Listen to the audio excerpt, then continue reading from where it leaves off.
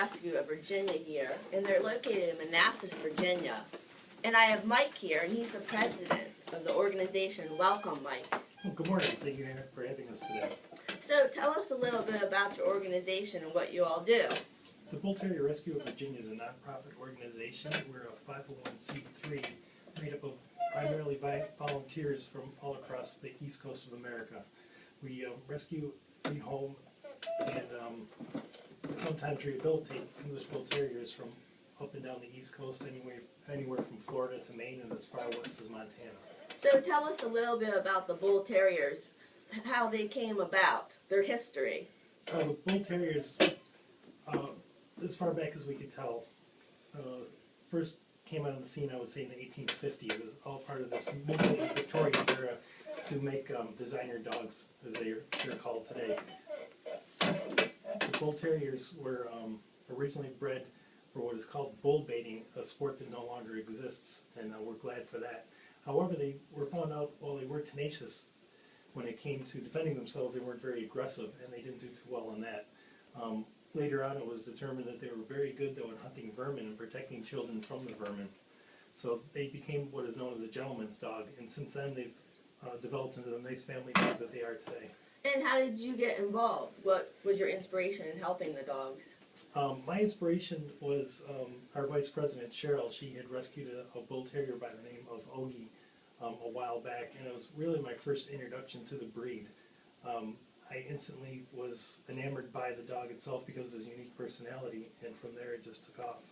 And how many Bull Terriers do you currently have in your rescue group? Currently we have about 12 ready for adoption, and all in all, going through different forms of evaluation, we have around 27 or 30, somewhere in there.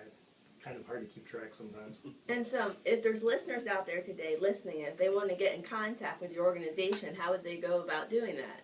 The best way would be to go to our website, which is www.btrva.org, or our Facebook page, which would be facebook.com/btrva. So what are some of your great success stories with the dogs? Well, we've had quite a few. It depends on the dog themselves. Well, we've had dogs that we've taken in who've had serious health issues, which we've rehabilitated and have found their wonderful homes. And we've had other dogs who were left abandoned by people and came to us very shy and withdrawn, where we've been able to bring out their personality and give them some wonderful homes as well. So you have some dogs at the house. How many dogs do you currently have? Well, Prince William County, where I live in, will only allow me to have 4 dogs of my own, but we kind of stretch that a little bit. So I hear that you're going to be at the Pet Value, is it? Yes, the Pet Value in Manassas, off of Liberia Avenue from 11:30 to 3. And you're going to try to get some of the dogs adopted out, I take it. Well, we don't adopt dogs out on the spot. We do have a system that we have to go through. Every dog that comes in, of course, gets evaluated by us because we're trying to find the best home for each individual dog. And the same is true for adopters or fosters. When somebody comes in and wants to be a foster or an adopter, they have a process that we go through as well, which would include several interviews. There's an application they have to fill out that you'll find on our website for both a foster or an adopter. Then we also have phone interviews, which we conduct. We also conduct home visits. And from there, if some people need some assistance, we also help them out to prepare their home for their new dog. Once they do get their dog, whether they are a foster family or an adopter, we're also there for them all the time. So if they have any issues whatsoever, they can contact us, and we can help educate them and help them through difficulties that they do come by. So we're not there when you come to see with the dogs. It's not necessarily the dog that we have at the adoption events that you would get. We try to find the best dog for you. How many dogs do you currently have in your program that need adopting out? We currently have 12 that are ready for adoption, and each of them have their own individual stories and unique needs. Some, for example, would be best suited in a home without any other animals, or others may need another companion of sorts. However, when we do adopt, we don't look for somebody who's looking just for an accessory or a plaything for their children or for their other pet. We're looking for somebody who's looking for a new member of their family. So the Bull Terrier Rescue Group, you've been going since how long? We've been around since 2010. We incorporated in May and shortly thereafter got our 501c3 status. And since then we've helped rescue over 100 dogs. That's so wonderful because, you know, why buy a dog when you can go out and adopt? Well, exactly. And sometimes it just absolutely amazes me when we get an owner surrender. Lately it's been mainly for economic reasons, but sometimes people will come to us and say, can you take my dog? I've had my bull terrier for 6 years and it's not getting along with a puppy that we just got. So we try to, of course, educate them on how to introduce the two dogs. But the one thing we try to do most is to ensure that every dog has a stable environment to be in. So what is the best way to introduce two dogs? Well, we have a tried and true method that we've been using. I use it every time I bring a foster into my home, and it takes a minimum of 2 weeks before the existing dog and the new dog even see each other. The reason for that is you're changing the environment for not only the new dog, but also for your current dog and your current family. The other thing is everyone in the family has to be on board with that decision to bring a new dog into the home. So the Bull Terrier Rescue of Virginia, what's the contact information if we have some listeners out there maybe wanting to adopt a forever loving dog? Yes, definitely check out our website at www.btrva.org or our Facebook page, and you don't even have to have a Facebook account to go to it, so you just go to facebook.com/btrva. If you do a Google search under Bull Terrier Rescues in Virginia, will be the first one to come up. And so what is the Bulldog's personality like? I think they're really cute. You just want to hug and kiss them. Yeah, well, other than their unique characteristics on how they look, they have a very Romanesque nose. They're also known as the clowns of the dog world. They'll definitely keep you entertained and push the limits sometimes. I like to say they're a lot like my teenage niece, always wanting to know what she can get away with. What do you think makes them different and unique from other breeds? I think a lot of that has to do with their lineage. They were bred with the Old English Bulldog, and some people even say the Dalmatian, so you have some very strong personalities as far as stubbornness with those two breeds alone. But then you also take a look at the Terrier side, so they're very active dogs, and they sometimes have a very high prey drive. Tell us about some of the dogs currently in your foster program that need a home.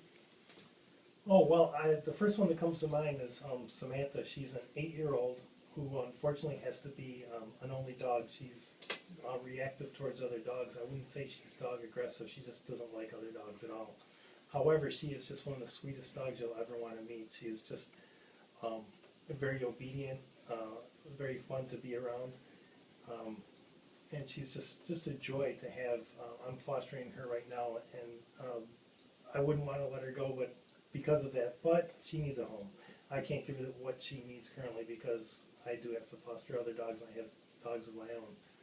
Another one would be Rocky. Rocky, he's an 81-pound, so he's a really big dog.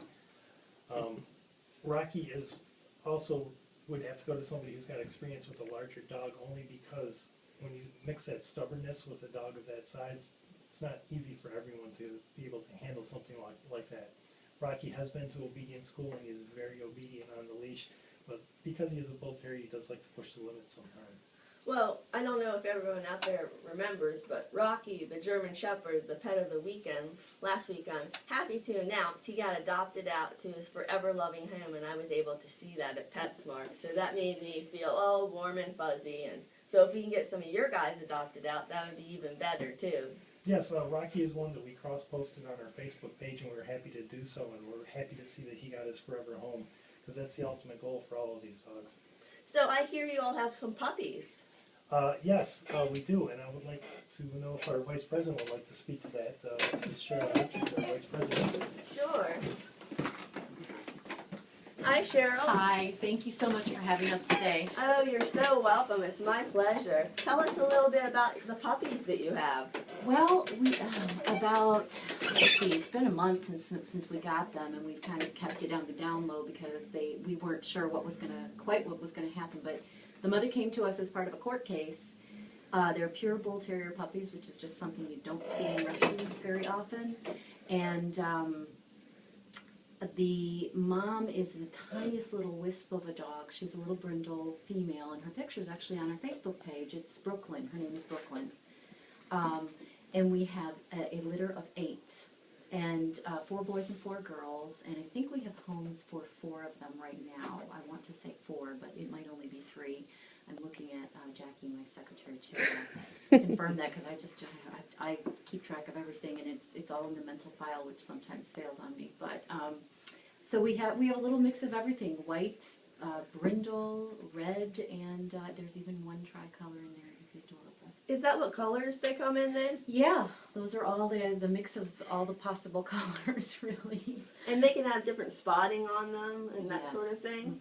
The traditional look that you probably know well is the Target puppy type with the white and patch eye, but I don't have any patchy-eyed little guys in the litter, unfortunately, but they're just as cute as could be.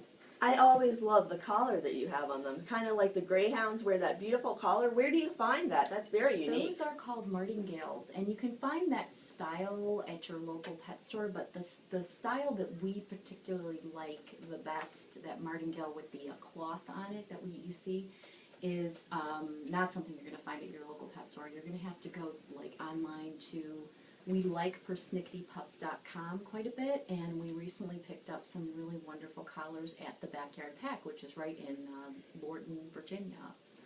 And we use those. I make sure every dog that comes through my house has one of those. They can't slip them. They're great collars. So what's the adoption process that you all have? Well, it starts with an inquiry form that you can fill out online on our website that Mike was talking about, btrva.org, and there's a tab for adoption, so you click on that and fill out your form, which is an online thing, and it comes directly to us via email. And then Jackie and I try to keep an eye on those as they come in so that we can field phone calls to our volunteers, and we do. The next step is the telephone interview. Once we have the telephone interview complete and the volunteer recommends that we go to the next step, it's a home visit. We like to bring a bull terrier with us so that they can get a feel of what it's going to be like to have that in the house, and then we try to match the personality of the dog to the family, and then that's it. Everybody's happy. Oh, that's great. So at the Bull Terrier Rescue of Virginia, what do you all need then in need of donation-wise? We always need monetary donations. I mean, that's just something that's going to keep this rescue going. But the biggest thing that we need right now are fosters. And just people volunteering of their time. It's really important to us. I mean, that's kind of the backbone of the operation. It's really our foster families. We could not do this work without them. So they're very important people to us, and we're always asking for fosters. To become a volunteer, what's involved? We like to ask our volunteers to become boosters, and there is an online form that you can submit. Actually, is it online, Jackie, or is it a PDF? It It's is a online. PDF form. You've got to download and mail it in to us. And we ask for just a small donation per family. And then we like to keep, we have a party once a year. We invite all of our boosters and things like that. And it's just to keep it close, support the organization. If we need a home visit somewhere that's not in state, I can always reach out to my people out of state, that kind of thing. So do you use just fosters, or do you have a kennel situation for the dogs per se? We do not. We, all of our dogs are privately fostered in homes, in families' homes. So they're treated like one of the family as we get to know them, and, you know, that's just a nicer environment, an easier environment for us to truly evaluate the personality of a dog. It's not fair to do that in a kennel-type environment with the stress of a kennel. Do they get along pretty well with cats and other animals? In my experience, they do not. Bull Terriers are they have a tendency to be very independent of other animals.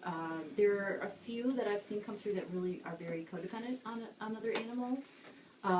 But for the most part, they're very people-focused. They don't make good pack dogs, and they don't, I mean, I don't want to say that they don't like cats. I think they like cats very much, a little too much, really, because anything small, fast, and furry becomes prey. That terrier part of them wants to chase, and, you know, it's a game. The faster moving that they are, the faster they're going to go after it. They're a large breed dogs, so what's involved in their daily care? Do they get certain health ailments? Oh my gosh, they are subject to many, many health problems, as any purebred breed would be. Largely allergies, we see a lot of that.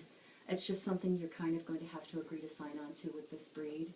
And I see a lot of things online and hear a lot of things from people that white dogs are a little more susceptible to them, but that's not 100% true. It's just the breed. The white dogs are prone to deafness. There's a lot of cardio issues, heart murmurs, things like that, so just to name a few. But daily, I would say that your biggest concern is allergies. They need to be on a really good premium grain-free food, that kind of thing, to keep things like that under control. What treats do they like? Because they must eat a lot of food. My dog's favorite food is food, pretty much. Anything I'm eating, really, they like. But I think that one of the greatest treats for my dogs, and we can't give it to them very often, but they can't really do things like rawhide. Rawhide can cause blockages in their intestinal tract, so we don't like to give our dogs rawhide, but they can have things called bully sticks, Bully sticks. And so that's a great treat that we like to use, but that's like a really special treat. What's in that? It's beef pizzle. Do you know what beef pizzle is? No. Well, cows do not have beef pizzle, but bulls do. Oh, okay. I don't know quite how to say that, but it's just easily digestible for them, so that's why we recommend it. No chewing of any kind other than really the bully sticks. So do they have to get their teeth cleaned more regularly than your average dog, or? I wouldn't say that. I mean, that's really up to you and what diet you feed and how well you care for your dog's teeth. You know. So what about the veterinarian? Like, they have to go to their annual visits and that sort of thing, and? Yes, they are going to need to go to for their annuals, and like I said, when you're dealing with this breed and allergies, sometimes it's a little more frequent. However, we've found that some simple, over-the-counter stuff like Benadryl or Zyrtec will help with that. But for the most part, yeah, I don't really have a need to take my dogs too frequently for anything but their annuals. So after they're adopted out into their forever loving home, do you go and check on the dog, and how do you go about doing that process? I like to keep in close contact with the dogs that I adopt out. Michael and I seem to foster probably 1/3 of the dogs that come through the rescue, so we like to keep in close contact with those who have taken our favorite dogs into their homes, and we always enjoy pictures and updates, and we check in frequently. Usually we have sort of a schedule. I mean, I'll usually check in the first 24 hours. We'll go in for a week. We'll check in again with them a month, and then 6 months, a year, and sometimes more frequently. My adopters have a lot of fun sending us photos because we like to post them up on Facebook. So what's your favorite success story that you have? I think our favorite success story right now would have to be Sarah.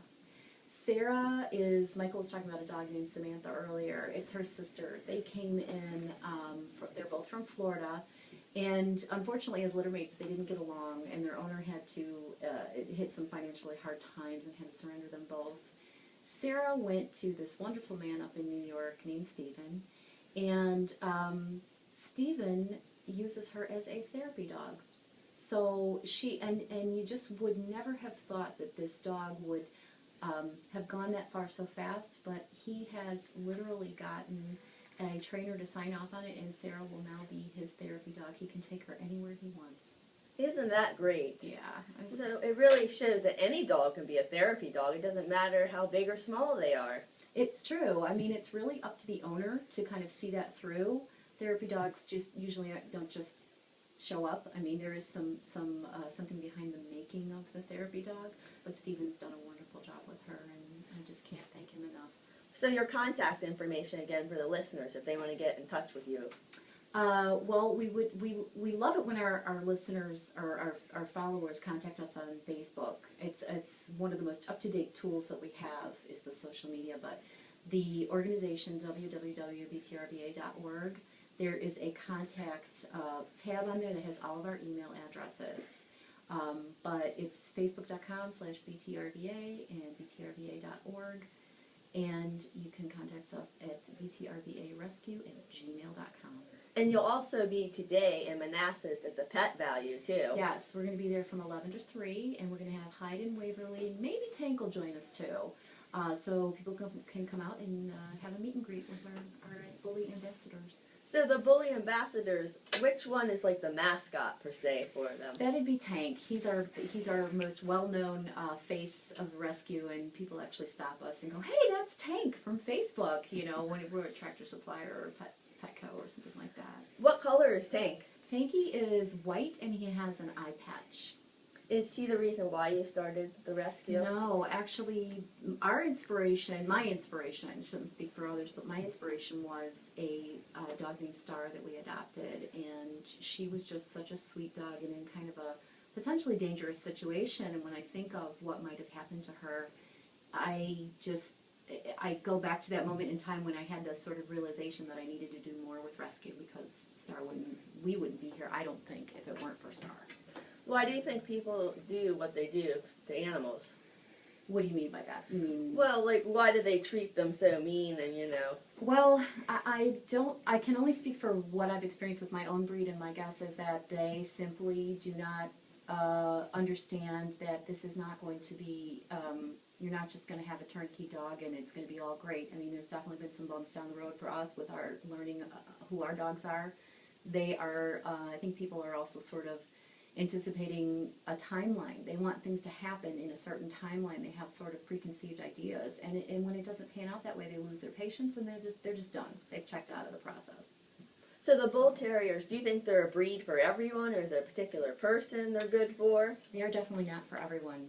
I mean, you have to kind of think out of the box if you're going to take this breed on and train them, because traditional training methods don't always work. Now, Michael has never been exposed to much time with any other breed, so for him, this is normal. The things that they do is normal for anyone who maybe has had a lab or a golden that's a people pleaser.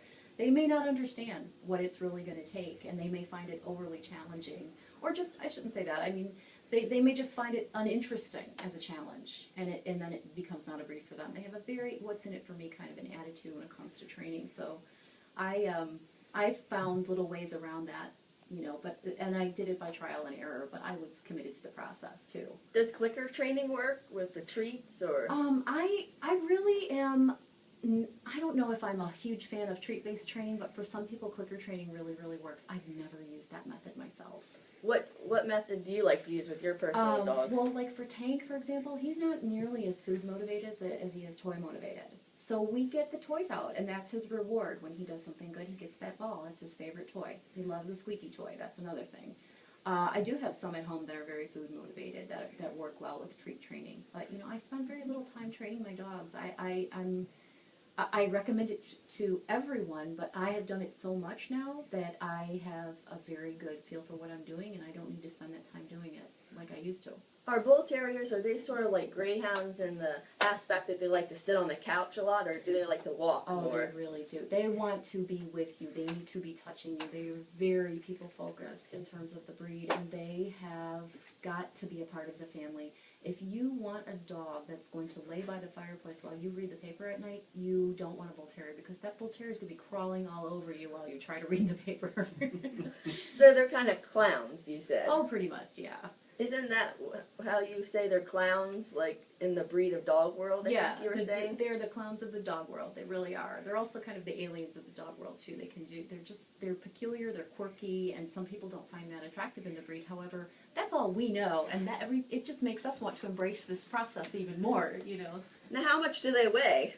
Well, there's a variety of weight ranges. I have a mini at home that's 25 pounds, and then Michael was talking about Rocky, who is 80, well, he came to us at 87 pounds. We've trimmed him down to 81. So they come in miniature sizes, too. Mm-hmm. Oh, isn't that neat? And do they come in the same different colors as the big dogs? Yes. Mm-hmm. Wow, that's too cool. What's your favorite color? Oh, I have kind of a soft spot for the brindles because of Star. She's a brindle girl. She's Tank's friend. You'll see her out. Typically where you see Tank, you'll see Star. So Tank, he'll be at the Pet Value today? I think we're going to get him out there today, yeah. That will be neat. The listeners can go out and meet them and all. And yes. So, give your contact information one more time. It's www.btrva.org and facebook.com/btrva. Wow, I'm so glad you helped the animals. I think it's wonderful. Thank you. And you said you've been doing it for a long time. I've been rescuing animals in general for most of my life, but I started with the Bull Terriers in 2008, and I can't imagine doing anything else. What other animals have you rescued in your...